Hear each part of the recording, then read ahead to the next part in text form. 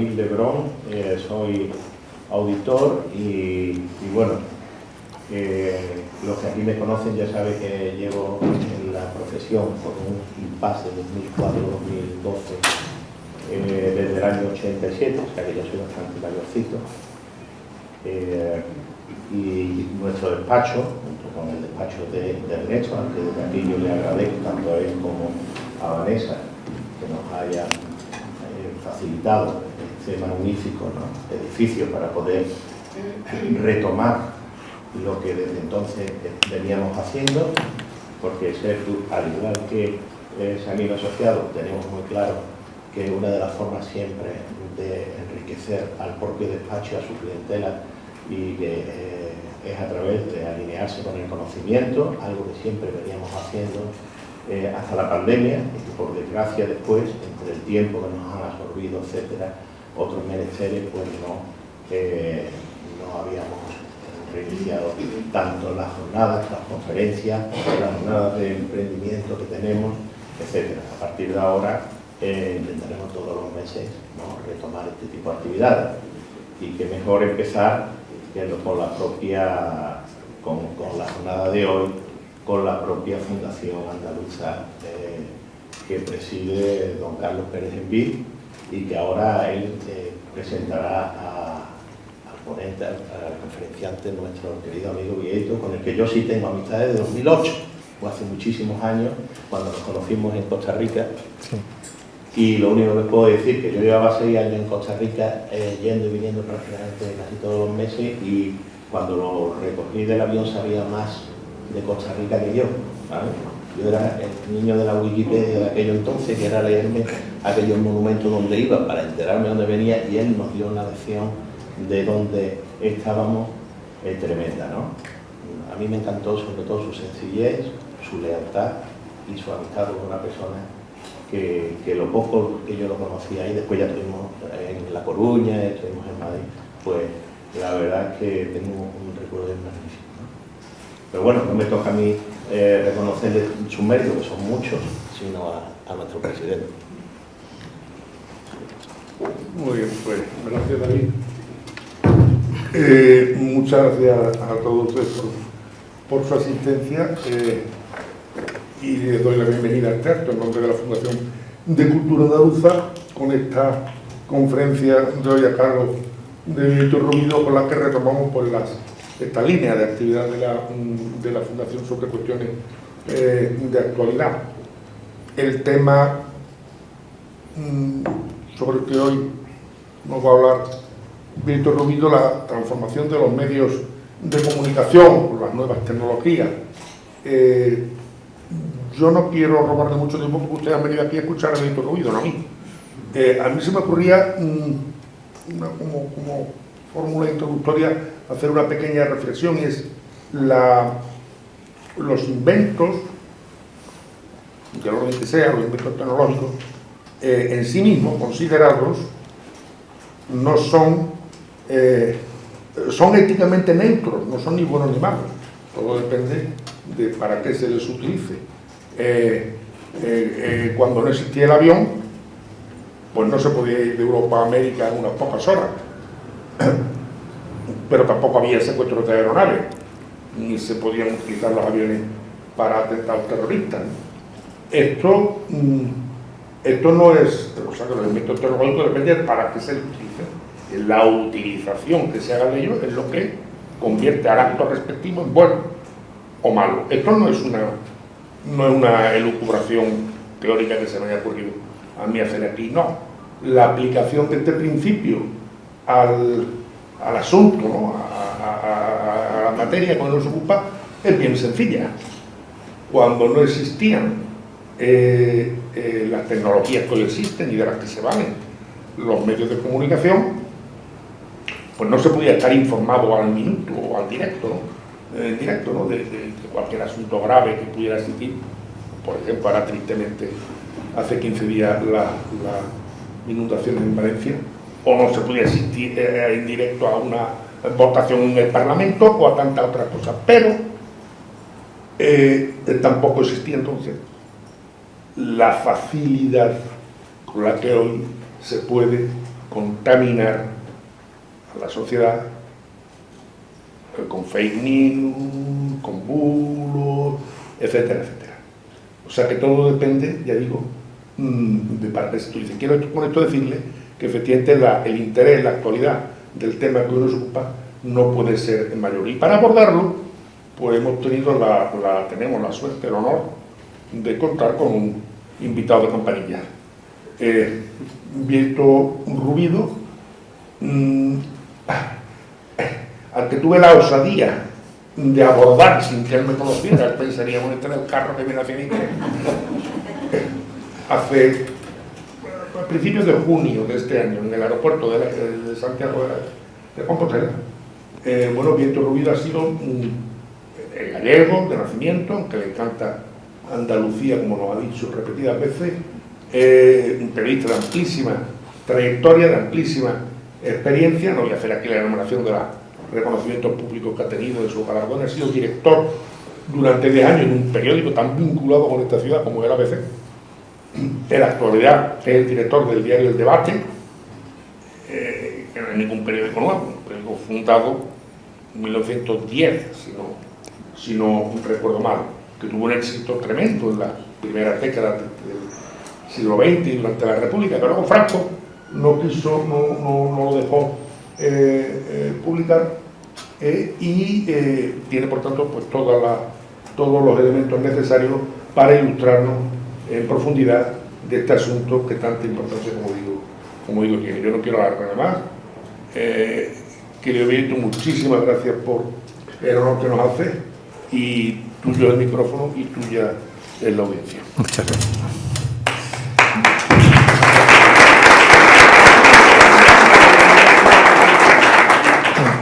Muchas gracias, en primer lugar, bueno, gracias a todos ustedes por tener, en fin, la paciencia o la valentía de venir en una tarde maravillosa de Sevilla aquí. Pero espero no aburrirles, y espero tampoco que escandalizarlos, porque a lo mejor digo alguna cosa que pudiera escandalizar. Permítanme, en primer lugar, darles las gracias a David Lebrón, que efectivamente guardo un extraordinario recuerdo de aquellos años de viajar a Costa Rica. Yo viajaba por un paréntesis entre La Voz de Galicia, a la que yo quiero mucho, es un gran periódico, y el Grupo Vocento. Justo ese año pues viajé mucho por aquella zona, y a mí el que me tenía fascinado era don José Ferrer, que era un presidente costarricense que tomó la decisión valiente de suprimir el ejército, y Costa Rica es hoy el único país que no tiene ejército. No sé si en este momento, en vísperas de una posible guerra mundial, eso es una gran idea, no lo sé, pero bueno, eso recuerdo que aquellas conversaciones que teníamos en San José, ciudad horrible donde llueve muchísimo, pero que le tenemos cariño, llueve mucho. A Carlos Pérez Enviz es que ya somos casi íntimos, efectivamente nos conocemos de una forma muy peculiar, pero justamente eso es lo que hace grande nuestro encuentro. Y también gracias a Ernesto Sanguino, propietario, bueno, propietario exactamente no, pero junto con su socia, en fin, anfitriones en este caso del acto. Muchas gracias a todos. Miren, yo no voy a hablar de mí, nunca suelo hablar de mí. Yo aplico aquel principio de un obispo de Pamplona, de un arzobispo de Pamplona, que decía: ni a humilde no me gana nadie. Entonces, yo no suelo hablar de mí. Pero permítanme que hoy les diga que yo me tengo por una persona templada, que a lo largo de los años, me decía Álvaro Ibarra cuando compartíamos la dirección de ABC, él en Sevilla y yo en Madrid, que yo normalmente no me ponía nervioso en las redacciones cuando había grandes crisis. Bueno, la experiencia me ha demostrado que no hay que ponerse nerviosos, que el mundo pasa, evoluciona, la vida pasa, mejor dicho. Pero tengo que decirles que vivimos un momento muy malo, honestamente. Lo que pasa es que, claro, vivimos en un país maravilloso. Solo hay que venir aquí a Sevilla y ver qué ciudad tenemos, pasear por las calles mientras venía andando hacia aquí, ver el ambiente, cómo la gente disfruta, la calidad de vida que tenemos, el estilo de vida que tenemos los españoles. Somos un país maravilloso, somos probablemente uno de los mejores países del mundo. O sea, si le pueden poner, vamos a escoger 10 grandes países, uno de ellos, sin ningún género de dudas, es España, por la realidad y por lo que fuimos, por nuestra historia, por el papel que jugamos a lo largo de la historia de la humanidad. Ahora bien, a lo mejor estamos ante un espejismo porque en los últimos años la democracia ha dejado de tener calidad en España y además le han ido sacando, y en fin, una serie de jurisconsultos, ellos lo entenderán mejor. Es que en este país, a base de ceder a unos grupos minoritarios que apenas si representan, en un país de 48, camino de 49 millones, apenas si representan 1.200.000 ciudadanos, se está desmontando el armazón jurídico, el armazón legal, que hacía de este país un Estado de Derecho y una democracia consolidada y de calidad. Ya no somos ni una democracia consolidada, ni somos una democracia de calidad. ¿Y por qué no somos una democracia consolidada? Porque si mañana se quiere repetir los acontecimientos de octubre del 2017, ya no hay herramientas legales para perseguir a los posibles golpistas o a los posibles delincuentes. No las hay, se han suprimido. No hay ningún juez, no hay nadie que pueda decir que vaya allí la policía, que vaya la Guardia Civil, que los detenga. No van a cometer ningún delito. Esto que aparentemente no dicen, oye, seguimos tranquilos, nosotros vivimos muy bien, etcétera. Efectivamente, tenemos un país con un estado del bienestar excelente, somos el tercer país más longevo del mundo, somos el segundo país con menos mortalidad infantil, es cierto que cada vez nacen menos niños, pero porcentualmente con más calidad, porque tenemos, a pesar de todas las críticas, una magnífica sanidad, tanto pública como privada, y somos un país, insisto, donde cualquier persona pues tiene la igualdad de oportunidades de ir a un colegio público, a una universidad pública, etcétera, etcétera, etcétera, muchas cosas. Pero, insisto, desde mi punto de vista, eso ¿qué ha ocurrido? Pues que, claro, la población vive confortable, comemos, no hay hambre, tenemos una buena agricultura, somos un país con una de las mejores gastronomías del mundo, somos de los pocos países inteligentes que comemos pescado, o sea, somos un gran país. Pero no nos damos cuenta que, por ejemplo, el franquismo tenía, más allá del problema político y de la falta de libertades, tenía un armazón jurídico mucho más serio que el que tenemos ahora, pero mucho más serio. Y la tradición jurídica que tenía España, con grandes juristas, que ahora no quiero enumerar porque solo me acuerdo de Castán, que era uno que nos obligaban a estudiar en periodismo, pero con grandes juristas que levantaron un edificio jurídico en este país muy notable. Hoy se ha ido desmontando piecita a piecita. Aquí no hay malversación, aunque está ahí la Unión Europea, pero no hay malversación. Dentro de poco no habrá delitos de corrupción, porque ya se encargarán de decir que no, esto de meter la mano en la caja de dinero, eso tampoco es delito. Porque esto, aunque crean que no, así empezaron, por ejemplo, en Venezuela. Oiga, Venezuela era un país extraordinario, extraordinario, con una riqueza extraordinaria, con una gran tradición de juristas. Tan buena tradición que García Pelayo, el primer presidente del Tribunal Constitucional Español, venía de ser profesor en la Universidad Andrés Bello de Caracas y había formado muchos juristas en toda Latinoamérica. El señor García Pelayo vino a España, fue el primer presidente del Constitucional, estaba exiliado allí y era un país con una riqueza extraordinaria. Bueno, es uno de los países más pobres del mundo. Precisamente, vivían muy bien los venezolanos, también se lo digo. Argentina era un país extraordinario, tan extraordinario que hace 100 años, en 1920, en la clasificación por riqueza, era el quinto país más rico del mundo. Hoy también está a la cola. ¿Qué quiero decirles con esto? A lo mejor pensamos que aquí nunca va a pasar nada. Puede pasar, puede pasar. ¿Cómo que puede pasar? Está pasando. Lo que pasa es que los contemporáneos siempre somos los peores analistas de nuestro tiempo. Cuando pasen 50 años, 60, 100, se analizará este tiempo como un tiempo de una enorme turbulencia política, porque tenemos efectivamente lo que es la idea de la democracia, desde mi punto de vista, está secuestrada. Y les digo todo esto para decirles, a ello ha contribuido de una forma decisiva los medios de comunicación. Desde que en 1750, me parece que fue, bueno, 1700, no quiero meter la pata. Se salió por primera vez un periódico diario, es decir, que salía todos los días en Londres, que era el Daily Courant.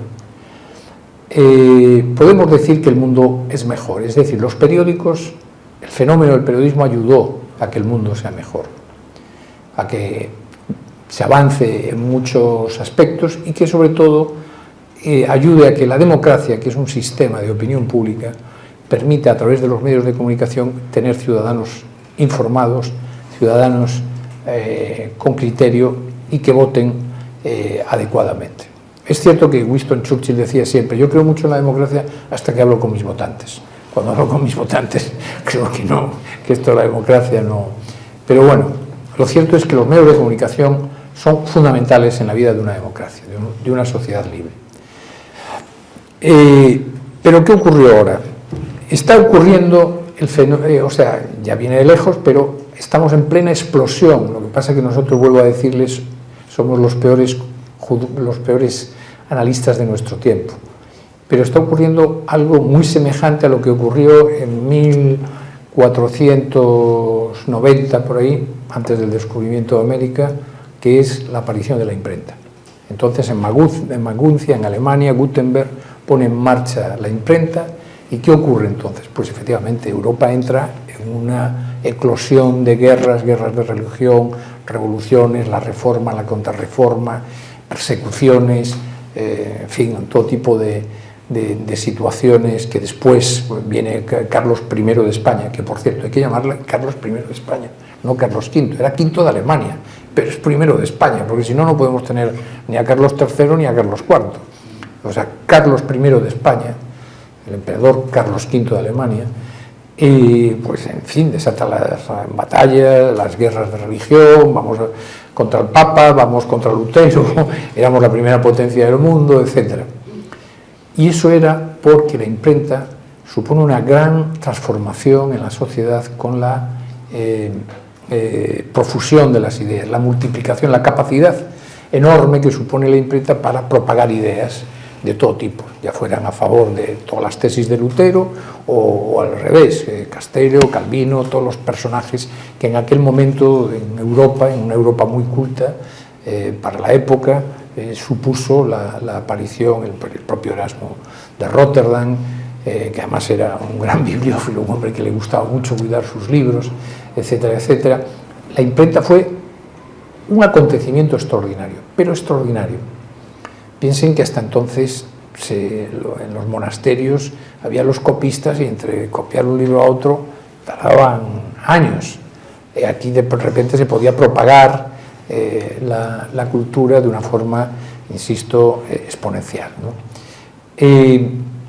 Como consecuencia de eso, efectivamente, a lo largo de la historia fuimos, que era un poco tu tesis, Carlos, dice, tiene sus cosas buenas y sus cosas malas, pero fue un avance extraordinario para la humanidad. Ya fuimos sofisticando las imprentas, ya hicimos enormes rotativas, ya hacíamos rotativas de los periódicos que tiraban 100.000 ejemplares a la hora, con todo tipo de páginas, color, etcétera, etcétera. Se sofisticó mucho, ¿no? Yo siempre digo que cuando a un copista en el siglo XII alguien va a decirle allí a un monasterio en Montecassino, oye, no sigas escribiendo, que van a inventar una cosa que se llama la imprenta y que además va a hacer... incluso le van a meter motores y va a ser una maravilla, diría, bueno, qué loco, ¿no? Algo parecido nos ocurrió. Yo siempre digo lo mismo, si yo a mi abuelo le cuento que vamos a tener un teléfono de estos, cuando mi abuelo allí en un pueblo de Galicia tenía que llamar a la centralita, decía, Luisa, póngame con Madrid, ya no le decía ni el número, porque ya Luisa sabía el número de Madrid, ¿no? Y le decía, hoy tiene 2 horas de demora, y decía mi abuelo siempre, es que está Franco en Meirás, y entonces se decía siempre eso, en verdad era cuando yo estaba allí, siempre decía eso, las demoras con Madrid era porque estaba Franco en Meirás. El pobre Franco no se habría ni enterado, pero bueno. Lo cierto es que, claro, la transformación que se ha operado es enorme. Fíjense ustedes, no todos, pero muchos de ustedes en el transcurso de esta charla van a consultar su teléfono entre 4 o 7 veces.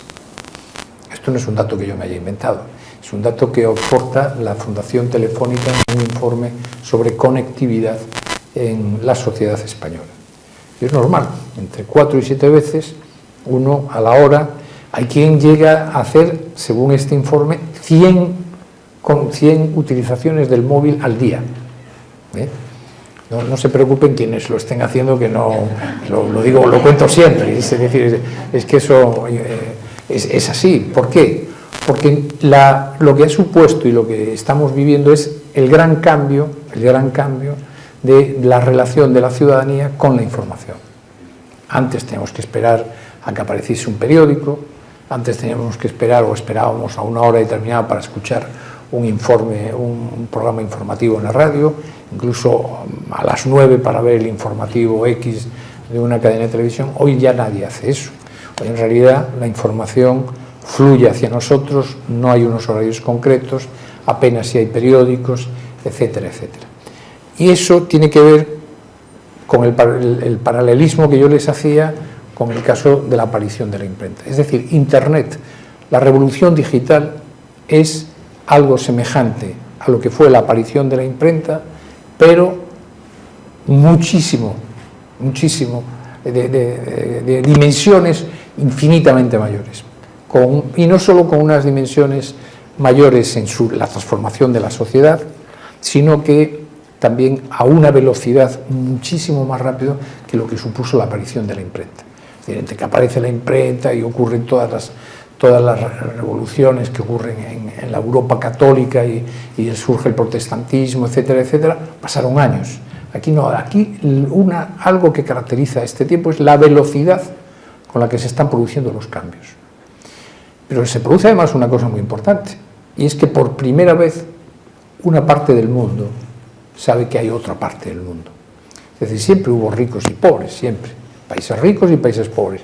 Y emigraban, y en fin. Pero por primera vez en África, en Sudamérica, en algunos países de Asia, saben que hay otro mundo. Por ejemplo, que está Europa, que están los Estados Unidos, y lo ven. Y claro, lo ven sin matices, pero ven que aquellos señores viven bien, y por eso de ahí se da el fenómeno de la inmigración, que nosotros lo estamos viviendo, pero crean que en Estados Unidos es algo espectacular. En el mundo se está moviendo, ahora mismo se estima que se está moviendo, según un observatorio de Naciones Unidas de migraciones, cerca de 30 millones de personas todos los años dejan su país y se van a otro país. Esto no es exclusivo de España, lo que ocurre es que España está probablemente en uno de los lugares, como diría yo, de mayor desnivel entre la renta per cápita que representa España y la renta per cápita que representa a 14 kilómetros el norte de África. Como ven ustedes, el momento que vivimos, que es un momento de una enorme inestabilidad política, no solo en España, sino en todo el mundo, un momento de una enorme polarización, es decir, de lo que es la sociedad del consenso, la sociedad de la convivencia y tal, está desapareciendo. Hablaba antes Carlos de las noticias falsas. Las noticias falsas existieron siempre, desde la guerra de Troya, que es en realidad es ficción, pero incluso en la Segunda Guerra Mundial logran, a base de noticias falsas, engañar a los alemanes de que no se va a invadir por Normandía, sino por otro lugar, y es utilizando noticias falsas. Es decir, las noticias falsas existieron siempre. Lo que ocurre es que, lo que les decía, el gran cambio es la velocidad y el volumen, lo que se llama la viralidad, que es con una velocidad y con una capacidad enorme para informar o desinformar. Se estima que la mitad de la información que ahora mismo está girando en torno al globo terráqueo, la mitad es mentira. Exactamente la mitad de los datos que están girando, por ejemplo, se decía, Aldama, han ametrallado, decían que le habían pegado 3 tiros al coche de Aldama vacío, el día anterior a que lo detuvieran. Entonces era como lo de la película del Padrino, ¿no? Le pusieron la cabeza del caballo en la cama, es decir, le dijeron, cuidado, le pegaron 3 tiros. No era cierto, lo publicó un colega nuestro, no era cierto. Pero caló, y ahí ya no sabes lo que es cierto. ¿Le pegaron o no le pegaron 3 tiros al coche de Aldama? Ya no lo sabemos. Nosotros hoy publicábamos en el debate que un preso se le acercó y le dijo, no vas a poder declarar que te voy a chutar no sé qué y te vas a quedar. Entonces nosotros lo hemos comprobado, porque nos lo contó su mujer. Entonces, como nos lo contó su mujer, a lo mejor la mujer quiere utilizar eso como una herramienta de defensa, pero bueno, lo que sí es cierto es que llega un momento, y se lo digo en las redacciones, dice, pero ¿qué es cierto, qué no es cierto? ¿Cómo podemos contrastar los hechos?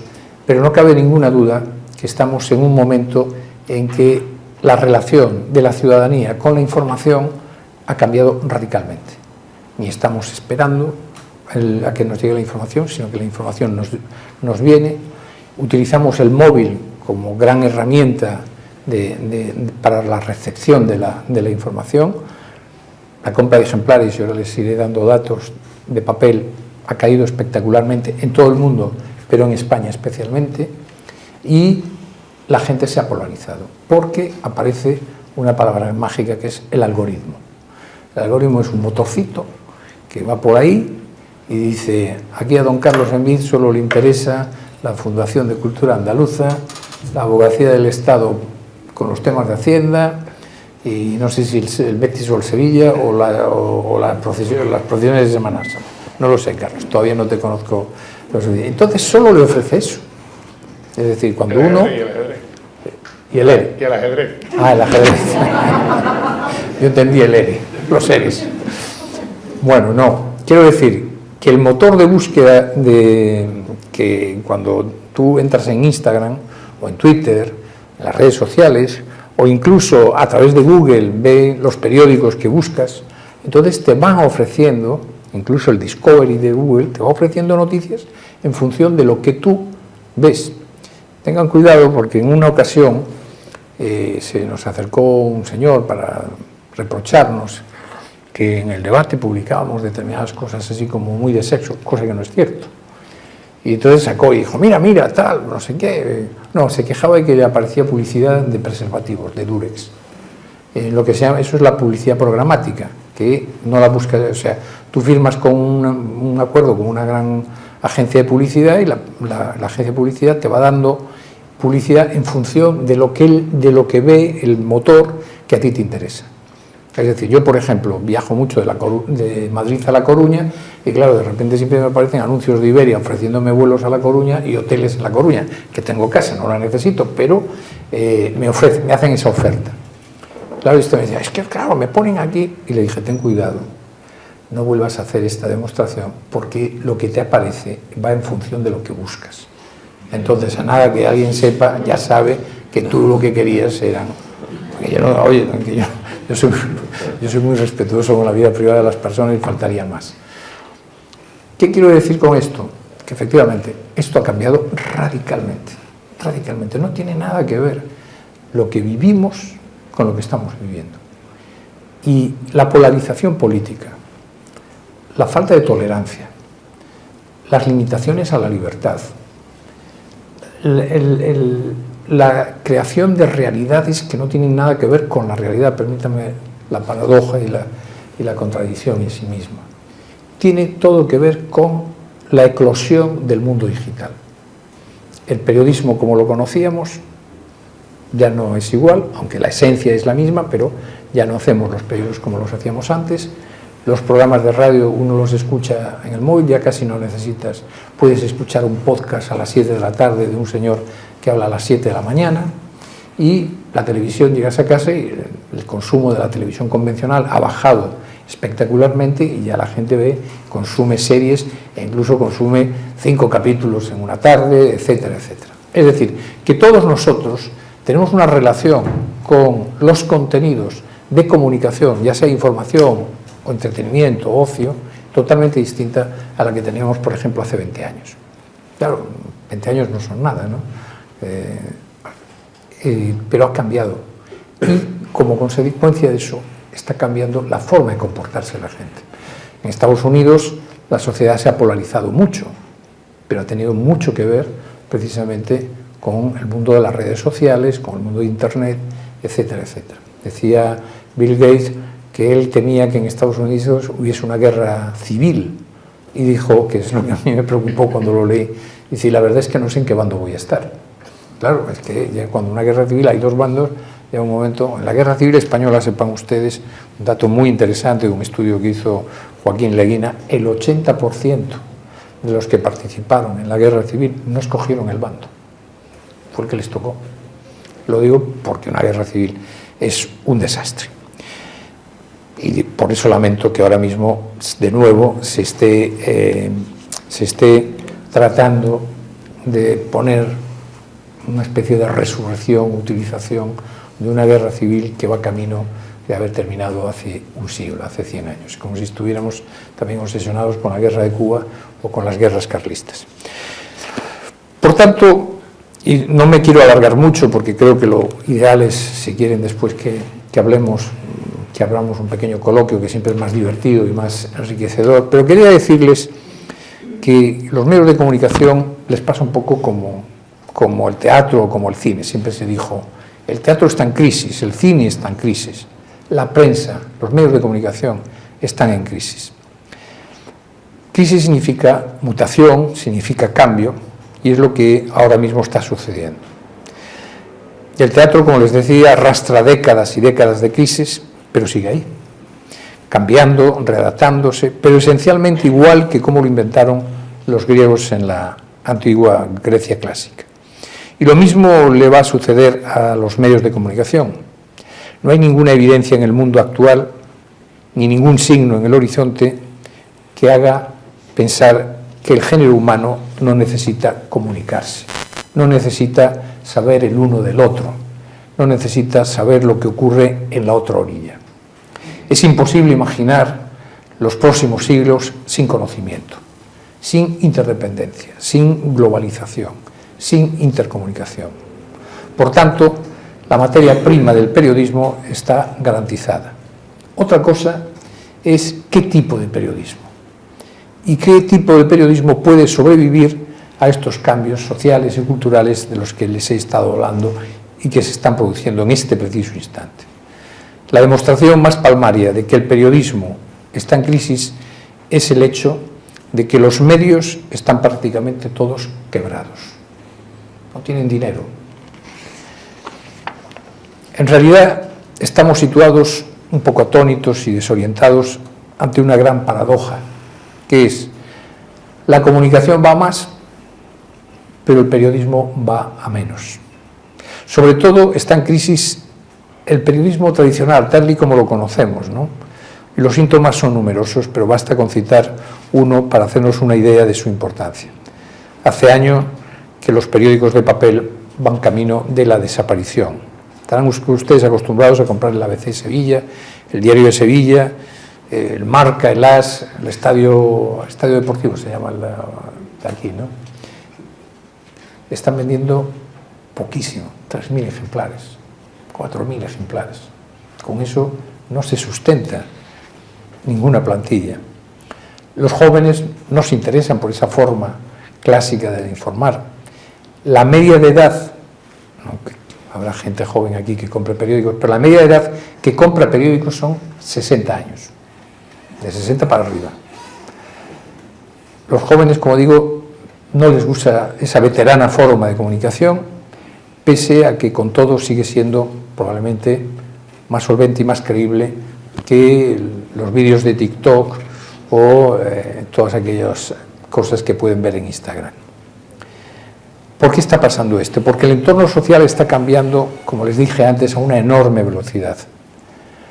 Demasiado anárquicamente, además, y los medios observan ese cambio e incluso lo cuentan, pero no pueden o no se atreven a iniciar caminos de experimentación porque los resultados son una incógnita.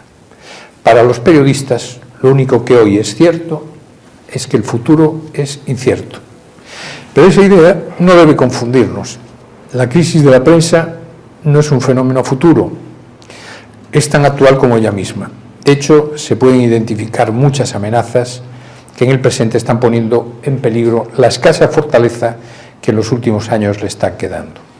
Unas son causas internas, otros son factores externos, pero lo que sí es cierto es que el periodismo, aunque en su esencia sigue siendo la misma, contar algo que le interesa al público, algo novedoso, algo que sea verdad y contarlo de la manera más inteligente, clara y amena posible. Sin embargo, la forma de hacerlo ya no tiene nada que ver con las tradicionales y viejas pautas del periodismo que muchos conocimos en el inicio de nuestra profesión.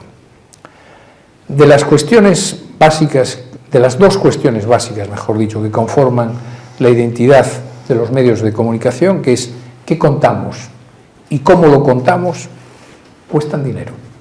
Eso es fundamental. No se puede hacer periodismo sin dinero. Y cuanto más exigente sea el medio con lo que debe ofrecer a sus audiencias, más recursos se verá obligado a movilizar para ese fin. Por tanto, la obtención de fondos se convierte en una cuestión prioritaria, puesto que la independencia informativa no es posible sin independencia económica.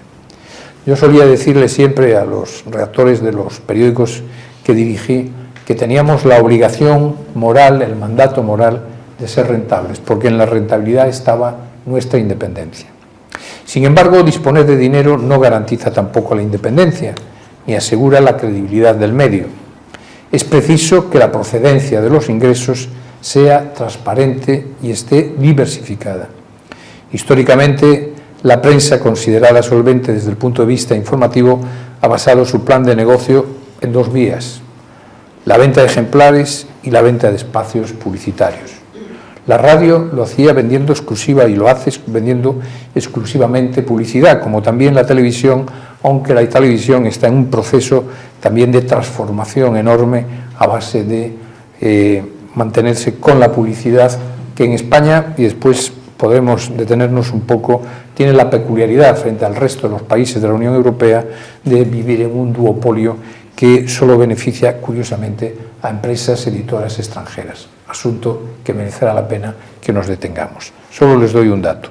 Mediaset, en los últimos 10 años, se llevó para Italia 3.600 millones de euros, a una media de 360 millones de beneficio por año, mientras las empresas españolas están a dos velas, están quebradas, como ya les dije. Tampoco están muy bien las televisiones, porque sus presupuestos son muy altos.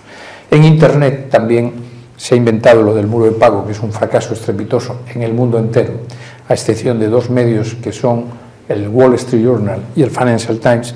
El New York Times dice que tiene mucho éxito, pero es mentira. Lo que más éxito tiene es su canal de cotilleos, y no es precisamente, no tiene, pero bueno, le pasa un poco al país y al mundo, a todos. Dicen, tenemos no sé cuántos suscriptores. Mentira. Cobran €1 al mes. Fíjense que los periódicos valían €1,80 en papel y te regalan, en fin, mi antigua casa ABC te dan 4 meses por €1, o sea, 25 céntimos al mes. Una quiebra absoluta. Dadas las obvias limitaciones que tiene la venta de ejemplares, ya para ser independiente solo queda el ingreso de publicidad. Pero como dije antes, otras fuentes de financiación pueden ser, por ejemplo, los acuerdos con las grandes compañías o con las instituciones, que llamamos ingresos atípicos, pero estos deben estar siempre asociados a actividades relacionadas con la información y nunca ninguna perversión que obligue al medio a no poder ejercer la libertad de informar, incluso en ocasiones contra la institución que en ese momento pudiera estarle ayudando económicamente. Ese recurso a convenios o acuerdos de carácter político con instituciones o entidades privadas obedece con frecuencia a intereses legales, legítimos, pero introduce en la audiencia una vía de desconfianza, sobre todo si los acuerdos tienen carácter graciable o se llevan a cabo sin transparencia. La independencia económica es una condición sin la cual no se puede garantizar la libertad y la calidad de un medio de comunicación. Sin embargo, pese a su carácter fundamental, no es suficiente por sí misma, puesto que la confianza de las audiencias depende de muchas otras variables tan objetivas como achacables al medio, como subjetivas, que son las relacionadas con la percepción que el público tiene en ocasión de los medios de comunicación. Cuando el señor Sánchez apareció en aquella crisis repentina político-afectiva a finales de abril y habló de los pseudomedios, dijo que iba a poner en marcha una especie de gran revolución para combatir las noticias falsas. Bueno, era el parto de los montes y salió un ratón. Hablaba de la opacidad y que era necesaria la transparencia. Bendito sea y bienvenida a la transparencia. Como muy bien recordaba Carlos, por ejemplo, nosotros El Debate es un periódico que nace en 1910, que tiene efectivamente un gran éxito en la década de los 20 hasta los años 30, y el 19 de julio del año 36 es intervenido por el Gobierno de la República a raíz de que había el día anterior explotado la Guerra Civil Española. Se incauta en el edificio y allí pasa a editarse e imprimirse Mundo Obrero. Como consecuencia de eso, El Debate no volvió a salir. Salió 3 días después, terminada la guerra, pero el régimen de Franco dijo que no podía seguir saliendo. Se argumentan muchas cosas, que si habían sacado un editorial cuando se proclamó la República, siguiendo la doctrina del Vaticano, aceptando el status quo político, lo que se llamaba el accidentalismo histórico, o que también estaba detrás la CEDA, Gil Robles, en fin, el propio otro tipo de políticos que en aquel momento en que había terminado la guerra todavía parecían peligrosos justo en aquel status quo. Andando el tiempo, a la propia editorial católica se le dejó abrir El Ya, que era un periódico de tarde que habían inventado los promotores del debate, Herrera Oria en concreto, y El Ya fue un gran periódico hasta la década de los 80 del siglo pasado. Pero con esto quiero decirles que cuando el señor Sánchez decía que quería transparencia, nosotros le dijimos, encantados, nosotros vamos a contar todo. ¿Quién es el propietario? ¿De dónde venimos? ¿Qué queremos hacer? No tenemos ningún problema. Aquí están nuestros propietarios, que es una fundación, y aquí están nuestros recursos, y aquí están nuestros anunciantes. No pueden decir eso muchos otros medios, ya se lo digo yo, créanme, sobre todo los más próximos y los que más jalean al señor Sánchez. Yo no pretendo ni vengo aquí a hacer una cruzada contra ningún medio de comunicación, solamente quiero exponer algunos aspectos del momento que vivimos. Hay un periódico, por ejemplo, que se llama Infolibre. Yo les llamo periódicos también, aunque sean digitales, son periódicos. El periódico viene de la periodicidad de aparecer cada cierto tiempo, bien diariamente, bien semanalmente, bien cada 12 horas, como hacemos ahora con las actualizaciones, pero hay un periódico que se llama Infolibre. Tiene, según el estudio que se hizo público hoy, se hace cada 15 días, 60.000 lectores, 60.000 lectores. Tenemos nosotros 1.200.000 lectores. Ellos tienen 60.000. No sabemos quién los subvenciona. Pero Sánchez y 8 ministros fueron a celebrar el 10º aniversario de Infolibre. El presidente del gobierno y 8 ministros, que no van a ningún sitio, que no acuden a... Cuando los invita El Mundo, ABC, la COPE, no acuden. Van a un medio que tiene 60.000 lectores. El presidente del gobierno y 8 ministros. Muy bien, están en su libertad, pero que no exijan a los demás lo que ellos no ofrecen. Por tanto, la transparencia a mí me parece algo fundamental. Como tiene que saber la gente quién es el propietario de Telecinco, quién es el propietario de 4. O como tiene que saber la gente que Antena 3, La Sexta y La Razón son todo lo mismo. Y que al final todo confluye en la misma cuenta de resultados. Lo tiene que saber la gente porque la gente no lo sabe. Para mí es un elemento principal y además en ello se basa la fidelidad de las audiencias, que es la confianza, la credibilidad. Sin embargo, los medios de comunicación parecen olvidarlo con mucha frecuencia y se comportan ante sus audiencias como verdaderos desconocidos. De hecho, aunque en sus contenidos revelan todos los días, sin demasiados reparos, cuántos datos obtienen de terceros, son muy cautos con los propios.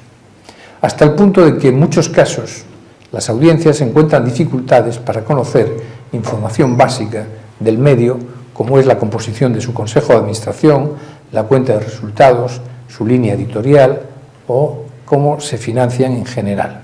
En estos campos, pocos medios van ya más allá del mínimo que exige la ley. Sin embargo, nada hay más rentable que la transparencia. Los hábitos de opacidad generalizada en los medios de comunicación pueden beneficiar en principio a esos medios que desean ocultar información esencial sobre sus características, porque de conocerse pondrían en peligro su reputación. pero perjudican a los que no tienen otro fin que el servicio a su audiencia.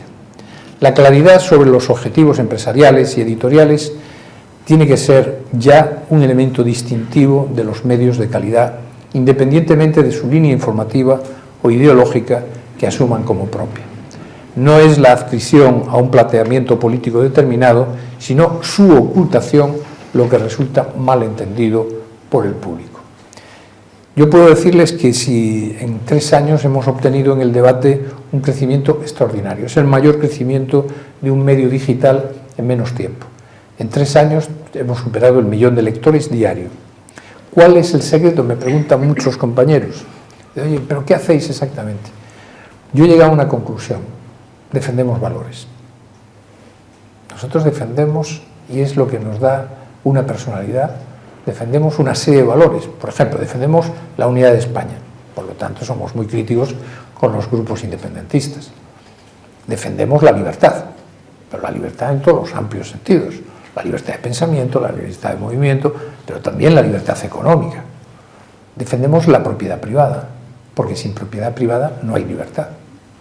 Defendemos la cultura española, donde entendemos que la lengua española es importantísima, pero también entendemos que puede haber lengua gallega, catalana, para el uso de ellos, pero la defendemos en una entente armoniosa y amable de la ciudadanía con sus señas culturales. Defendemos, por ejemplo, la Iglesia Católica, lógicamente, porque somos una obra de una fundación que nace para propagar el catolicismo, como es la CDP, o defendemos la monarquía, el orden constitucional, el Estado de Derecho, que se cumplan las sentencias. Eso es lo que diferencia a unos medios de otros. Hay otros que quieren instalarse en la transversalidad.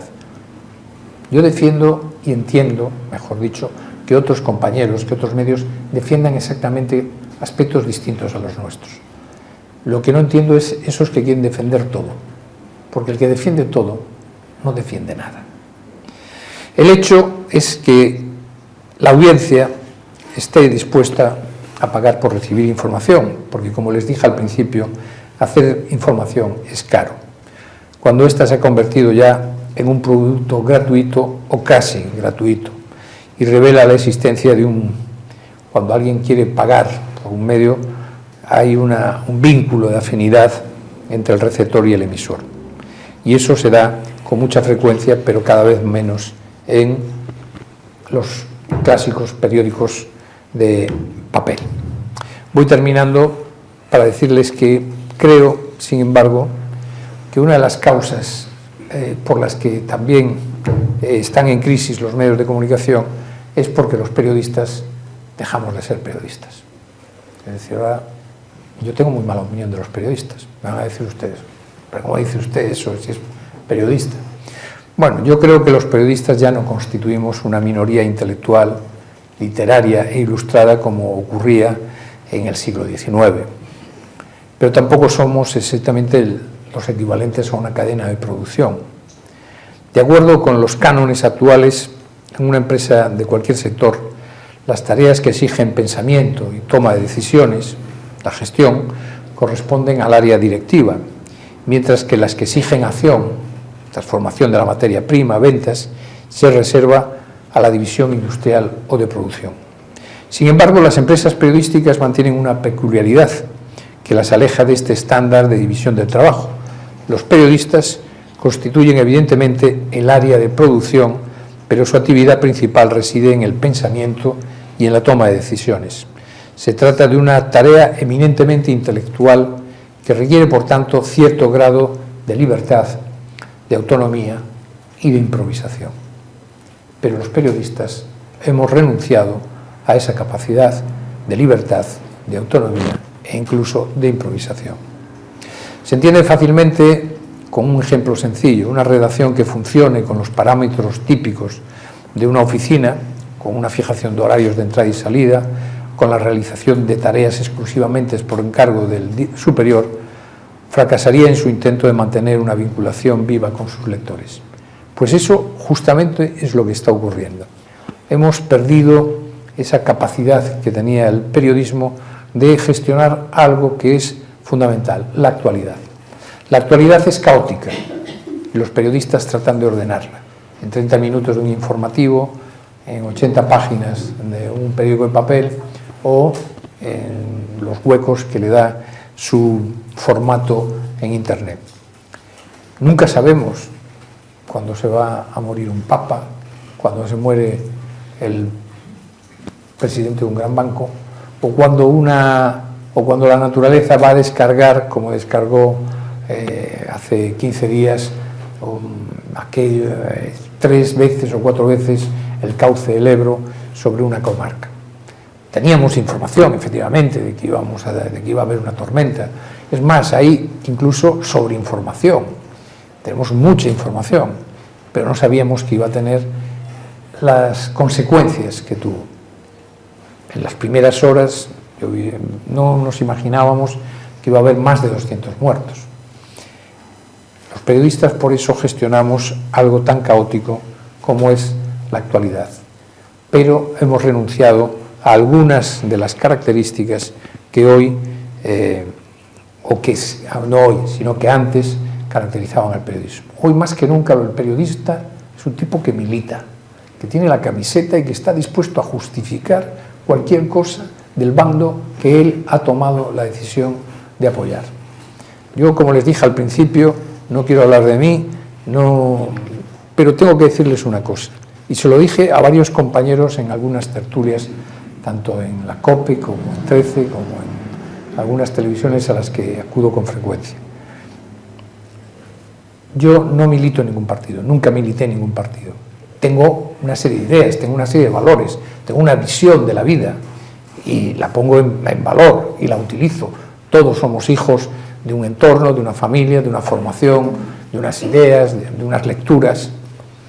Pero yo le decía a estos compañeros, si el político al que yo más me acerco plantease la amnistía a unos delincuentes, yo me opondría. Pero yo, compañeros, que eran compañeros del diario El País, ven que la amnistía les parece una cosa normal. No, y la justifican. Pero si hace 6 meses decíais lo contrario. Entonces es una enorme decepción para mí que el periodismo ha dejado de ejercerse desde la libertad y se ejerce desde la militancia. Y es una pena y tiene mucho que ver con una de las consecuencias que les decía al principio, que es la polarización de la sociedad como consecuencia de la velocidad con que las noticias en el mundo digital se propagan, que no da tiempo a la reflexión. El pensamiento elaborado, el pensamiento complejo ha desaparecido. Aquí ya nadie elabora un argumento más allá de un argumentario, de una frase, todo es bulo, mentira. No se argumenta nada, se descalifica permanentemente, pero no se argumenta. Hoy somos mucho menos libres que en la década de los 80. Jaime Capmany, Alfonso Ursía, José María Carrascal, Antonio Burgos eran más libres, escribían con más libertad, decían más barbaridades que ahora. En lo políticamente correcto nos ha coartado. Y decía también Humberto Eco, con mucha razón, que el problema de Internet es que el tonto del pueblo ya tiene tanto valor como el catedrático del pueblo. Y efectivamente, un psiquiatra muy divertido que hay, que suele intervenir en algunos programas de televisión, decía, antes conocíamos al tonto, cada uno conocía al tonto de su pueblo. Hoy hay tantos tontos que no los conocemos. Podría estar, en fin, tengo esta conferencia escrita desde hace algún tiempo, pero creo que, como en el exordio me alargué mucho y también he comprobado que no se puede abusar de la paciencia de la gente, yo casi dejaría aquí mi exposición y me abriría a un coloquio con ustedes y si en alguna acotación que hacer o comentario o matización o incluso reproche a lo que yo he dicho o a cualquier otra cosa que les pueda interesar en este momento. Muchas gracias.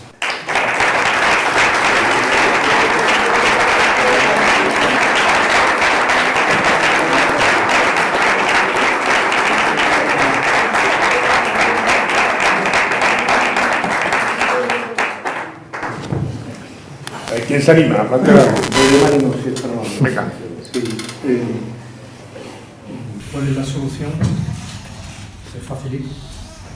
Y la segunda, ¿y qué pasa cuando el ciudadano también se convierte en cliente activista del medio, al que incluso exige que diga siempre lo que él quiere leer? Efectivamente, vamos a ver, la solución no es fácil, yo no la tengo. Elon Musk, que a muchos les puede parecer un loco, pero muy loco no debe ser porque ha creado un imperio de la nada, dice en sus últimas reflexiones, digo de hace 15 días, sobre cómo combatir las noticias falsas, dice, lo mejor es dar más información buena. Es decir, claro, que, bueno, pero yo de usted no me fío. Bueno, pero él dice, yo desde mi honestidad quiero dar más información buena. Pasa un poco como con la democracia, cómo se combate la situación de pérdida de calidad de la democracia en España. Pues quien venga después de Sánchez tiene que hacer un trabajo enorme de dar más democracia. Hay que volver a profundizar en la democracia, y dar más democracia quiere decir que los políticos, los dirigentes, no pueden gobernar pues como como está haciendo Sánchez, ocupando todo tipo de espacio público, etcétera, etcétera.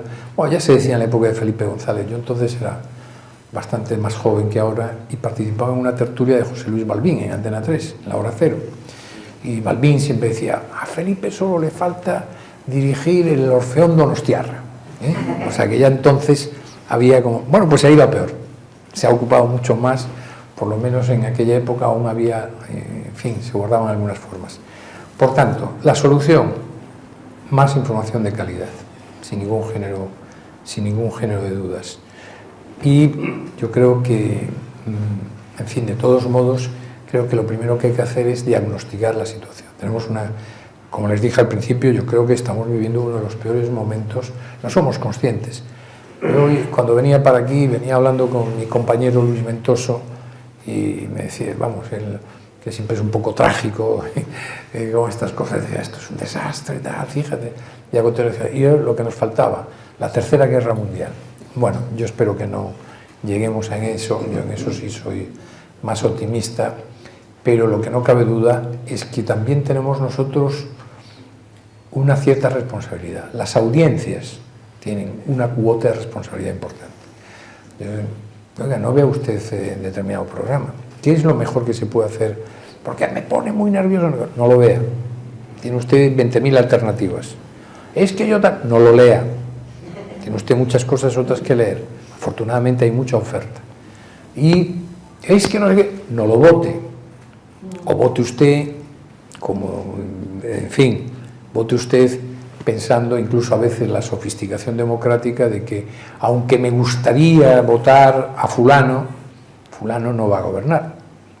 Entonces votemos con una visión más global y de más compromiso, más del bien común. En fin, no me quiero yo significar en ninguna dirección, pero creo que nosotros, los ciudadanos, tenemos una enorme responsabilidad con lo que está pasando en España. Manolo, muchas gracias por tu conferencia, de verdad. Gracias. Yo creo que los hechos son irrebatibles. Tal como has contado, la narrativa de lo que está pasando es irrebatible. Podemos estar de acuerdo con alguna de tus opiniones o no estar de acuerdo, eso es lo que debe ser. Y me agrada mucho haberte escuchado esta tarde, porque esta mañana he estado con 85 alumnos de la Escuela de Periodismo, de la Facultad de Periodismo de Sevilla. Yo soy profesor universitario, para que hablara de comunicación política. He sido político antes. Entonces, hemos llegado al final a la pregunta de Domi y hemos analizado esto de lo digital y de la polarización, tal cual. Lo has hecho evidentemente, allí lo hemos hecho de manera de clases para 85 próximos periodistas. La primera pregunta de los chicos, que eran bastante comprometidos, atentos, ¿verdad? De jóvenes que no saben, comprometidos y atentos, era ¿qué hacemos? ¿Qué hacemos con nuestro empleo, con nuestra empleabilidad? Y yo sí he sacado ahí, no sé si tú compartes esa opinión, el nexus de Harari. El análisis de Harari sobre redes sociales y sobre la sociedad de la información y demás, ¿no? Lo que uno puede responder es lo políticamente correcto, más información de calidad, lo que tú has dicho, más información. Harari dice que son ingenuos, que son muy ingenuos, que los malos siempre ganan a... Sí. Has dado un dato terrorífico, la mitad es falso y la mitad es verdad. Pero no sabemos cuál de la mitad es la verdad. Entonces, no sé qué opinas de todo esto y si tienes opinión de Nexus, de Harari. Él habla de la autocorrección y de que nuestra posición es muy ingenua al respecto de convertir los buenos no vamos a ganar nunca los malos. Sí, bueno, vamos a ver, efectivamente. Yo creo que los propios periodistas, el propio colectivo de periodistas tiene que hacer un esfuerzo por yo siempre defendí, yo lo que no creo es la objetividad. Eso es decir, la objetividad no existe. Lo más objetivo que hay aquí es aquel móvil que ni sufre ni padece y que está tomando imágenes. Es lo más objetivo aquí. Todos los demás somos subjetivos, somos sujetos. Como dije antes, nacemos en un ambiente, en una familia, tenemos unas experiencias vitales, una formación, y eso no nos hace objetivos. Todos los periodistas, incluso el hecho que yo decía, estos compañeros míos, yo es que en concreto se lo dije a un compañero del País, con el que me llevo muy bien, me decía, pero ¿cómo puedes defender ahora la amnistía cuando hace 6 meses no? Yo nunca lo haría. Y le dije, eso es un tema de honestidad. ¿Y que te contestó algo? ¿Te dijo? Sí, me dijo. ¿Qué te dijo? Bueno, que las cosas habían cambiado y que, pues aquello de que dice Sánchez, efectivamente, que como dijo Sánchez, no dijo lo de la opinión, no, eso también lo dijo. Ahora le llamamos a la mentira el cambio de opinión, pero no dijo otra. Hacer de la necesidad virtud. ¿Tú crees, hacer de la necesidad ¿tú crees, Dieto? Yo he pensado... Por el bien de la convivencia de los catalanes. Sí, sí. Yo he pensado que la relativa facilidad con la que una parte, no sé cuantificarlo evidentemente, pero bueno, una parte considerable de la sociedad española ha aceptado ese cambio de opinión, ¿no?, en torno a ese asunto, es porque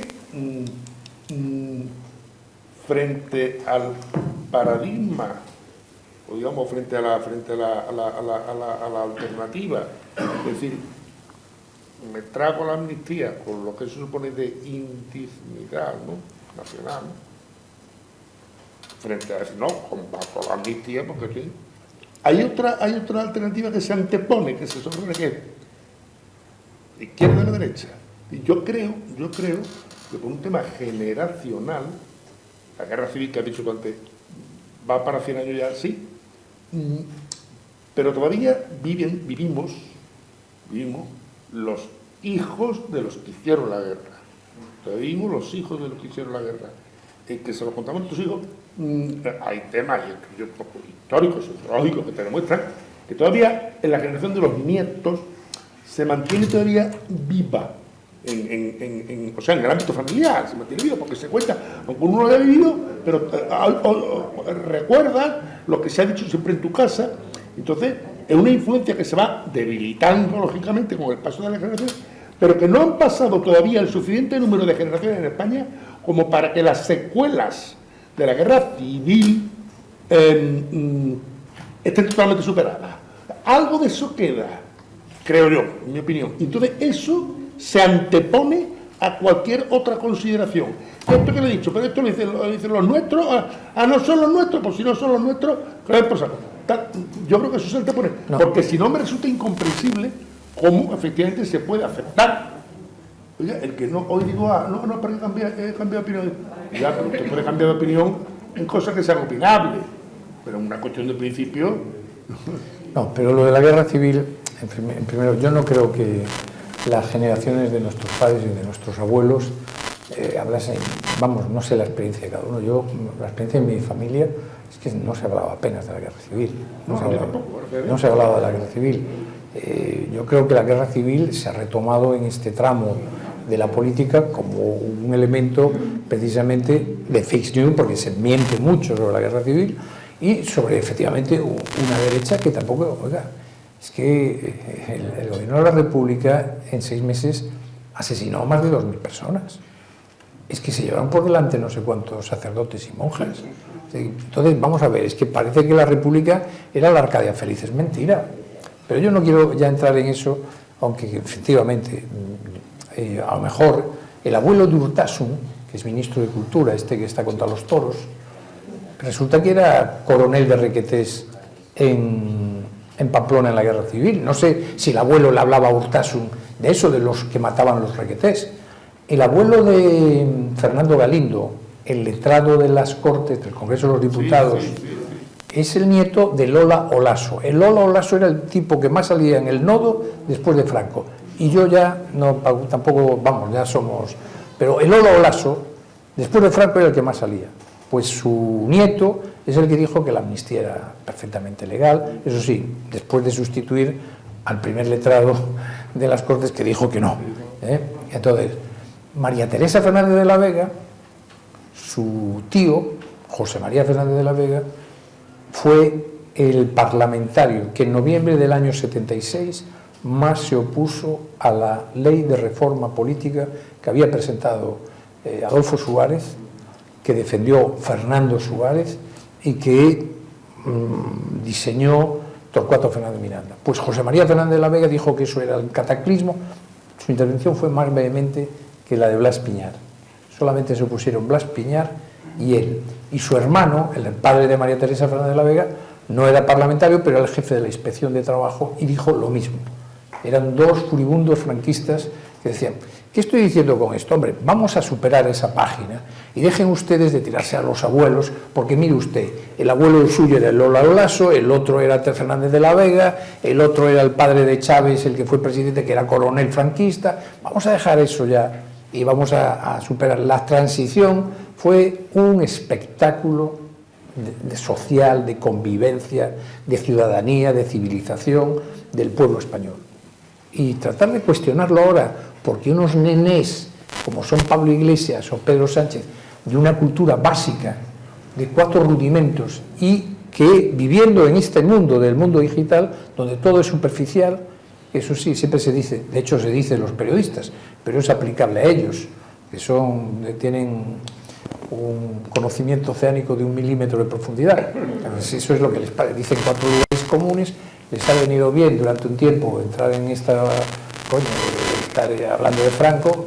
Bueno, yo creo que eso, honestamente, solamente habla mal del pueblo español en general y quienes nos detenemos a hablar de eso. Yo creo, honestamente, que la gente... La guerra civil fue en el año 36 del siglo pasado, acabó en el año 39. Yo no creo que la transición... Franco murió, va a hacer medio siglo, O sea, fue ayer, ¿no? Hizo 49 años que murió. Es que 49 años, mirad 49 años en la vida de cada uno de nosotros, lo que son. Si es casi ayer, de manera muy elegante, el arzobispo de en un programa, antes me miraba a mi mujer diciéndome, aplícate el cuento de lo que está diciendo Vieto. Cuando tú decías, este programa que no te gusta, pues no lo veas. Pues no lo veas. A mí es lo que me dice Rosario todas las noches, pues no lo veas. Claro. Porque yo veo 24 horas, el canal 24 horas. No sé si es un poco más soca, pero es que, bueno, pues es un error porque gastarás mucho dinero en Tranquimacín. Termina cabreado. Bueno, pues entrevistaron ayer al arzobispo de Santiago. A Paco Prieto. Don Francisco. Y entonces uno de los periodistas, no recuerdo cuál, le preguntó que qué opinaba la Iglesia sobre la resignificación del Valle de los Piedras con la mula. Y entonces el arzobispo, que ve cómo se nota la clase, la elegancia, y de una manera muy civilina dijo, yo recuerdo aquella imagen en blanco y negro, tal, en mi casa vino cuando se miró Franco, y esa fila interminable de gente yendo al Palacio Oriente, hay que ver la vida, la visión, pero dijo, hombre, hay que ver las cosas completas en toda esto. La fila interminable de gente, sí, entre ellos algunos periodistas ahora muy significados de la izquierda, que también fueron allí. Miguel Ángel. ¿Tú, Miguel Ángel? Sí, yo preguntarle estoy totalmente de acuerdo cuando decía antes que la objetividad no existe. ¿Que la? Objetividad No existe. Pero relacionado con eso, la inmensa mayoría de los medios de comunicación mezclan permanentemente lo que es la noticia con lo que es la opinión. ¿Cree usted que de eso debería de seguir así o por el contrario los medios deberían de tener sus páginas de información y sus páginas de opinión? Sí, no, lo ideal es distinguir perfectamente.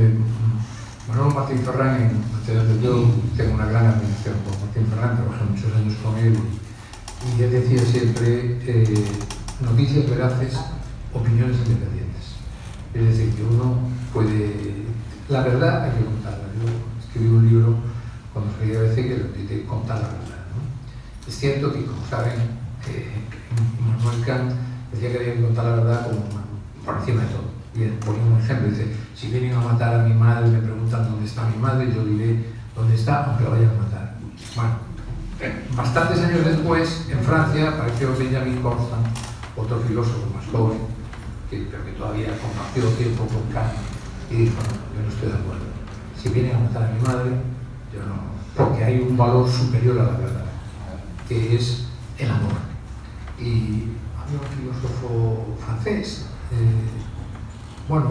yugoslavo, que vivió en Francia ahora, Yankelevich, que decía malditos aquellos que anteponen la verdad al amor, ¿no? Efectivamente, y él lo decía a propósito de cuando los nazis iban entrando en las casas en la Yugoslavia de la Segunda Guerra Mundial, preguntando por los partisanos y tal y cual, pero yo no le voy a decir dónde es. Es que estoy obligado, según Kant, a decir la verdad. Bueno, en periodismo pasa algo de eso. Yo no decía mentir, pero yo en más de una ocasión creo que en España se han contado demasiadas cosas que lo único que han servido es para enrarecer el ambiente, para efectivamente polarizar a la sociedad y se hacen programas que lo único que están es orientados a generar odio entre la gente. A mí lo que más me preocupa de algunos canales de televisión es que van contra la línea de flotación de la convivencia de la gente. Y a mí eso es lo que de verdad me preocupa. Por tanto, la información es una cosa, las opiniones son otras, pero creo que lo más prioritario en periodismo es contar la verdad. Partiendo de que no siempre hay que contar las cosas. A veces, yo recuerdo a mi madre que me dijo, si tengo cáncer no me lo contéis. Y no se lo contamos. No se lo contamos. Hombre, ¿has engañado a tu madre? No. Ella misma me dijo, mira, si tengo tal, no me lo contéis. Bueno, creo que a veces contar la verdad no es necesario, ¿no? Tengo un amigo que dice, y tiene razón, dice, él no dice la verdad, él dice, la sinceridad está sobrevalorada, ¿no? Entonces él siempre pone el ejemplo, dice, él es gordito, dice, viene y dice, hombre, qué gordo estás, y dice, vaya por Dios, pero me molesta. Y dice, bueno, es que yo soy muy sincero. Y digo, bueno, pues guárdate la tanta sinceridad, no hace falta tanta sinceridad, ¿no? Pero efectivamente hay que distinguir la opinión de la información. Bueno, simplemente yo quería contar, gracias por la conferencia y enhorabuena por el equipazo que tienes en el debate. Yo espero que mañana vean ustedes todos el debate. Bueno, yo quería hacer una reflexión sobre la juventud, porque gran parte de la crisis que hay ahora mismo en la prensa, voy a decir clásica, está ligada a la falta de atractivo que tiene para la juventud.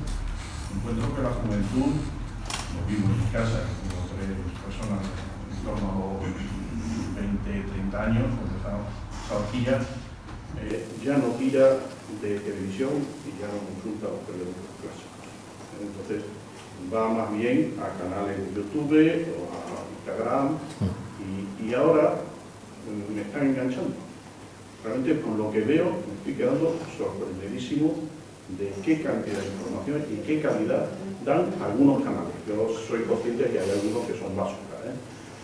Sin embargo, aparecen chavales que muchas veces no viven ya en España, o se han tenido que ir a Andorra por la persecución que tienen, que expresan muy libremente sus opiniones y que hacen unas conferencias y unas entrevistas que ya me gustaría a mí verlas en televisión. Sí. Entonces, la reflexión es, ellos tienen me da la impresión, una crisis de confianza en la prensa y en los medios actuales, seguramente derivado de lo que nos ha explicado, de que realmente hay una prensa que es pura basura, una televisión que es basura, y ellos la rechazan ya están basculando ahí. Entonces, mi reflexión es, se están adaptando los medios tradicionales. Yo creo que el debate es uno de los que tiene un canal de YouTube, Sí. por ejemplo, a esta nueva tendencia de la juventud, porque es la juventud la que tiene que empezar a leer. Tiene que empezar a hacer eso. No, su exposición es la idea central de la mía. Es decir, aquí se está produciendo un gran cambio y la forma de consumir la información ya no es la clásica. Por lo tanto, nosotros también tenemos que cambiar. Mantengo la tesis de que la esencia del periodismo, que es contar noticias verdaderas, tiene que ser y sigue siendo la misma, pero la forma en que consumimos la información, en que nosotros la preparamos para hacer, ha cambiado radicalmente. Y efectivamente, YouTube es uno de los canales que más se siguen, ¿no? Y efectivamente nosotros hacemos muchos contenidos audiovisuales para YouTube, por ejemplo, el mismo, si entra, perdonen que hable, como decía uno, hablo mucho de mí mismo porque es el hombre que más conozco. En este caso hablo mucho del debate porque es el medio que más conozco. Hoy nosotros, en un momento determinado, siempre con formatos muy cortos, porque si no, pues en apenas 13 minutos, 3 compañeros nuestros han analizado todas las revelaciones de Aldana, ¿no? Y eso va usted y lo encuentra en YouTube. ¿Qué criterio? Porque dice el podcast. Nosotros hacemos un podcast diario que usted puede escuchar en cualquier momento del día. Pero aparte, la forma que tenemos de alertarle de las noticias, la forma que tenemos todos de consumir. Hoy en día, además, yo aquí en el móvil llevo un programa que me dice ahora mismo cuántos lectores tenemos en el día, cuánto tiempo dedican a cada noticia, cuántos lectores tiene cada noticia, en qué momento se han leído más, etcétera, etcétera. No me dicen quiénes, todavía no me dicen quiénes. Y creo que eso sería muy malo, porque creo que eso sí, uno de los grandes riesgos de esta gran transformación de la sociedad es la pérdida de la privacidad y de la intimidad, que ahí sí que yo creo que tenemos otro frente del que hoy no hemos hablado, pero que nos debería ocupar y preocupar. Soy Damián Martín, soy médico de familia. Quería hacer una petición primero antes de hacer la pregunta, es que la próxima reunión se ponga el aire acondicionado. Yo no soy responsable. Sepa usted que en Madrid hacía un frío tremendo. En segundo lugar, darle las gracias a la Fundación de Cultura Andaluza y a usted porque lo ha hecho muy ameno y realmente el título podría haber convocado gente, pero sobre todo el ponente es el que creo que la mayoría de la gente que está aquí nos ha traído. Ha nombrado dos palabras, una neutralidad y otra valores. Desde mi experiencia, puedo decir que en la pandemia tuve necesidad de tener videoconsultas. Duró 2 semanas, yo no me encontraba cómodo en ese medio. Y cuando cité a una de las pacientes de consulta, le dije, te vi muy rara en la consulta. Un médico de adicciones, fundamentalmente. Y me dijo que su marido estaba al otro lado de la pantalla. Y además una persona maltratadora. Lo digo también, por si lo puedo utilizar alguna vez en alguna de sus conferencias, como una anécdota más de la neutralidad y del uso que se puede hacer de los médicos. Sin duda. Y en relación a los valores, tengo una hija médico que estudió en la Complutense y yo dije, verás tú lo que le van a enseñar allí, vamos a ver, porque ella salía muy bien formada del colegio. La primera clase de ginecología, el profesor les dijo, no se vayan ustedes a engañar, hay solamente 2 sexos, masculino y femenino, y el aborto es un crimen. ¿El aborto? Es un crimen. Entonces me sorprendió la valentía de esta persona y bueno, a la hora de los valores, yo creo que aunque la aplicación puede ser subjetiva, pero la lealtad, la sinceridad, la libertad, etcétera, sí son objetivos. Yo quería preguntar, que veo que hay posibilidad de que me respondan varias personas, sobre la salud en las escuelas de periodismo. En este sentido, la transmisión de valores. Porque creo que el periodista es una persona que influye realmente en la sociedad. El médico también. Es decir, yo puedo engañar a mi alumno y decirle, no, aborta porque lo que tiene ahí es una zapatilla, es un árbol de células que todavía no es nada. y les estoy impidiendo tomar decisiones libres porque no saben los extremos de esas decisiones. Creo que el periodista es una persona que tiene una especial responsabilidad y me da la impresión de que a veces no son conscientes de eso. Sí, yo estoy de acuerdo que el periodista y el periodismo como fenómeno tiene una enorme responsabilidad porque hay muchas cosas que funcionan, por ejemplo, en economía, ¿no? Entre que salga una información en un momento determinado puede bajar la bolsa, puede poner a una empresa al borde de una situación muy... En fin, muchas cosas. El periodismo... Hay un libro clásico del periodista universal, de David Rendall, donde dice eso, una conversación a una redacción que sale en una película, que no me acuerdo del título, donde dicen, ustedes tienen mucha responsabilidad, de ustedes depende, efectivamente, depende de la opinión pública. Yo no sobrevaloro a los periodistas, ya les dije, no, ni creo en la épica del periodismo.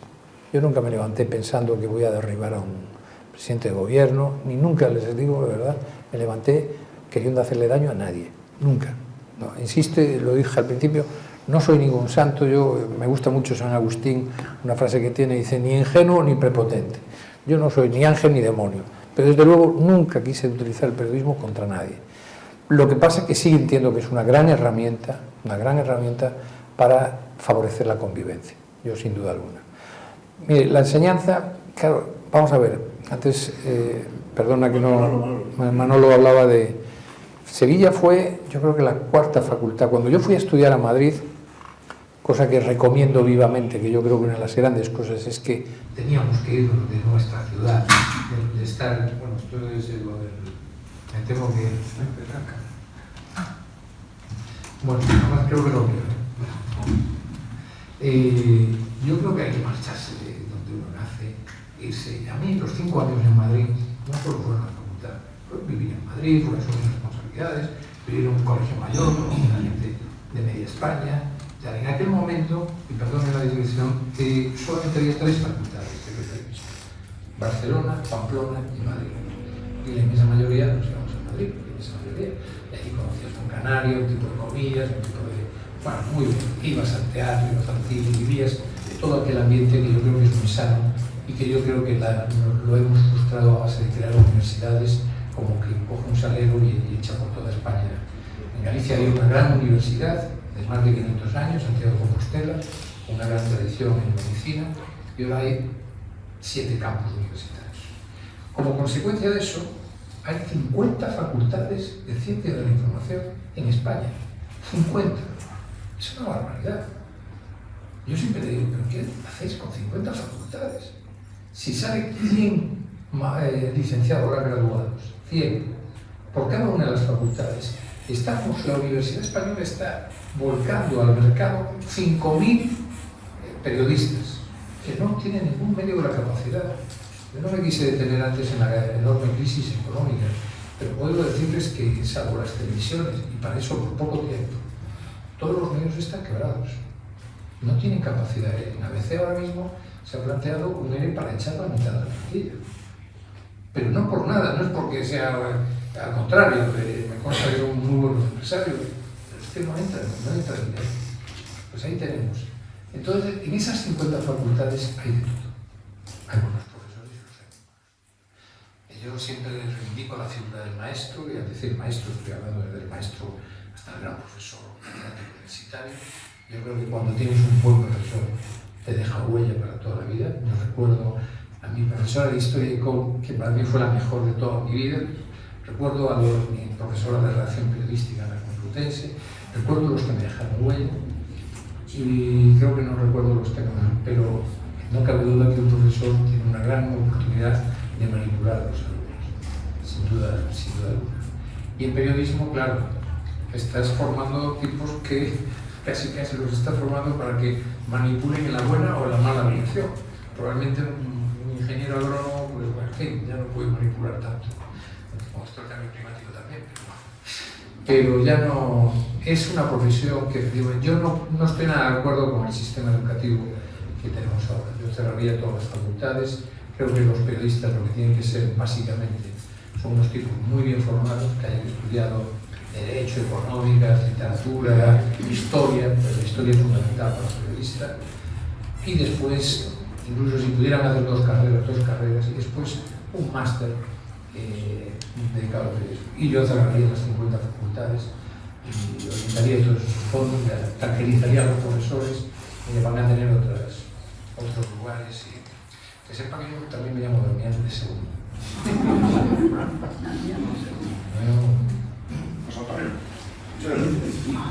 Enhorabuena por su movimiento. Yo quería preguntarle por una cuestión que creo que conoce bien y no se ha tratado aquí. Le quiero preguntar concretamente por el fenómeno de las tertulias en la radio y en la televisión. Si consideramos que el periodismo, y de serlo, en qué manera ha contribuido a la transformación de los medios de comunicación y de la comunicación en general. Muchas gracias. Vamos a ver, las tertulias, yo empecé muy pronto en las tertulias, tuve esa suerte. Yo empecé con 32 años en la tertulia de José Luis Balbín en Antena 3, que se llamaba La Hora Cero, que era justo antes de que empezara, ya que se acuerdan de la Guerra Civil, se acordarán de José María García. Pues era el programa anterior al de José María García, iba de 10:30 a 12. En aquella tertulia había mucho nivel. Yo entré con mucha precaución. Había periodistas más mayores, tenía mucho conocimiento. Ahora me doy cuenta que en realidad era por ser mayores, porque ahora me pasa a mí, ¿no? Me doy cuenta que, claro, vas acumulando, pero en aquel momento yo los veía allí como unos grandes figuras, pero también había catedráticos, etc. Después coincidí ya, durante mucho tiempo estuve en la de Luis del Olmo, en Onda Cero. Luis del Olmo ya tenía mucha más diversidad de perfiles de tertulianos, tenía jueces, tenía catedráticos. Yo siempre recuerdo a Ramón Tamames, que tengo un gran aprecio por él, pero Ramón Tamames opinaba de todo, de cómo florecía el almendro en primavera, de cómo resurgía China y cómo el subdelegado de Badajoz no debía, en fin, opinaba de todo. Lo digo porque yo más de una vez me atrevería a decir, bueno, yo de esto no opino porque no sé. Vamos a ver, yo tampoco le otorgaría a la tertulia, esto no es palabra de Dios, a mí lo que pasa es que las tertulias también me agotan un poco porque es demasiado, cuando ya llevas mucho tiempo, es de, a ver, aquí me toca hoy, te mandan, ¿no? Por WhatsApp, hoy está ahí fulano, pero ya sé de lo que vamos a hablar, ya sé lo que el otro va a decir y él también sabe lo que yo voy a decir. Y entonces, a veces es demasiado previsible, ¿no? Pero yo creo que es Mire, España, en medios de comunicación, solo tiene una cosa buena, que es el modelo de la radio. En prensa copiamos mucho, sobre todo tanto de los anglosajones que siempre hicieron grandes televisiones, e incluso de los latinoamericanos, que hacen muy buena prensa en papel. Tanto en Argentina como en Brasil hacen muy buenos periódicos. Pero nosotros básicamente copiamos de los anglosajones, del Reino Unido y de Estados Unidos. En televisión, por supuesto, la línea siempre fue Estados Unidos. Copiamos todo esto. Pero en radio no. En radio España siempre tuvo su propio modelo. Y el modelo de la tertulia nos lo copiaron a nosotros, sobre todo en países latinoamericanos, en Argentina, en Buenos Aires. A mí me llama mucho de Radio Mitre para que entre de vez en cuando allí, los escucho y me recuerdan mucho a... Allí el de Radio Mitre, que hace el programa matinal, tal Eduardo Feynman, ese lleva todos el mismo signo, ¿no? Es un ambiente pero a mí me parece que el contraste de opiniones, la confrontación de ideas, es bueno. A mí lo único que me decepciona es que algunos van por o sea, que pase lo que pase, ya saben lo que voy a decir, y se ponen la camiseta del partido de turno y lo defienden a capa y espada. Y a mí eso me decepciona un poco. Insisto que no parece que estoy diciendo que soy lo mejor, no es cierto. Yo soy muy consciente de mis limitaciones, pero desde luego, yo más de una ocasión, en fin, yo cuando el Partido Popular gobernaba y saltaban todos los casos de corrupción, yo lo criticaba. Y a veces dábamos información de eso y publicábamos editoriales exigiendo responsabilidades. Oiga, de toda la corrupción esta de Adama, Casacoldo, Begoña Sánchez, el diario El País, que pasó por ser un gran periódico, ya no lo es. No, nada. Me parece, está en la libertad, es un país libre y cada uno puede marcar la línea editorial, y una de las formas de marcar tu línea editorial es no dando una información. Pero vamos, es un poco decepcionante, ¿no? Yo creo que por eso invoco más que la objetividad, que no existe, la honestidad. Yo creo que hay que ser honestos y hay que contar las cosas que ocurren. En las tertulias termino, bueno, yo creo que son muy divertidas, pero no sé si también es un modelo que se está agotando, no lo sé.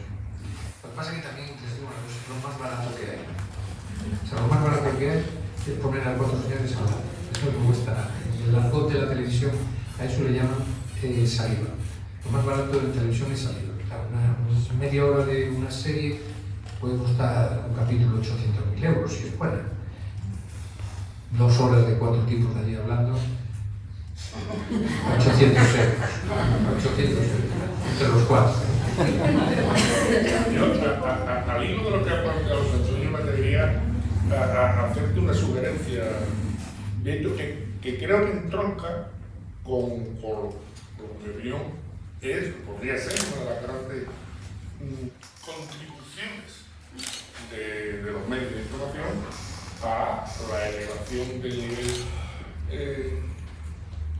ético, intelectual y moral de la sociedad. Y es que esas tertulias, como yo recuerdo aquí, a uno que lo citó ya varias veces, a Balbín, su chifa, una pinta. Pero ya no lo dejaría. Claro, ya no dejaría, una pena. Apagaba las luces del estudio y se veía el humo. Pero claro, ¿quiénes eran los tertulianos? Calificativos absolutamente inapropiados para la categoría de las personas que iban a la clave. ¿Quiénes eran? ¿Periodistas? No. Pero no, la clave no era... Vale, pero lo que te quiero decir, es, por eso he dicho enlazando por la cuestión que ha planteado José Antonio, es que las tertulias no tienen por qué ser necesariamente, digo yo, que los tertulianos tienen que ser los periodistas. Uno, que diría el Castillo, uno. Entonces digo que... Claro, yo te digo... José María Fidalgo, que compartí muchos días tertulia con él, es un médico sindicalista. Entonces fijaros, digo, puesto que la inmensa mayoría de las cuestiones que están ya, la inmensa mayoría, son opinables, la inmensa mayoría, aquí dos más, poquitos, la inmensa mayoría son cuestiones opinables.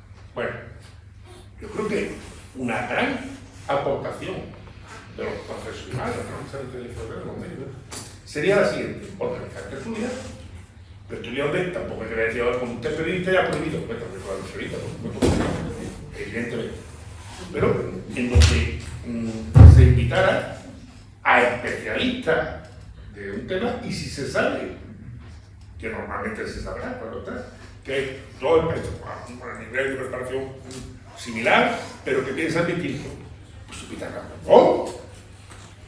y que debatan entre ellos. Y entonces, tranquilamente, con tiempo por delante, un vasito de agua, incluso una copita de vino. Sí. Con una copa de vino se habla mucho mejor.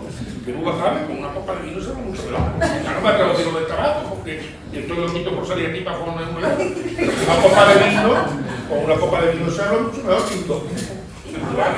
O un wikifín, normalmente. Y en una tertulia donde haya especialistas reconocidos, que vamos a hablar de... La última tertulia que permitía tabaco y beber, que era la clave de Balbín, tuvo una ocasión a Fernando Arrabal. Una cogorza impresionante. No sé si lo recuerdan ustedes, pero está, lo pueden buscar en internet. Pero bueno, que con copitas y copitas yo creo que eso, porque además revitalizaría eso que se llama la sociedad civil. Sí. ¿Cómo la sociedad civil? Es una gran ventaja, creo yo. Claro, qué difícil es que el periodista, no te has referido por extenso en tu conferencia a este asunto raro, periodista empleado por cuenta ajena de una empresa de comunicación, y uno que te paga, Claro, si tú invitas hoy a un señor que te invita por ahí, que hola, adiós, y se va, la persona no se va a sentir obligado a... Dirá lo que realmente piensa, está equivocado, dirá lo que piensa. De la credibilidad de la tertulia en sí aumentaría realmente. Ahí entra una tertulia donde para que se tuviera este señor, este médico, este ingeniero, este profesor, este filósofo, este periodista que piensa esto y este otro que piensa distintos pelos.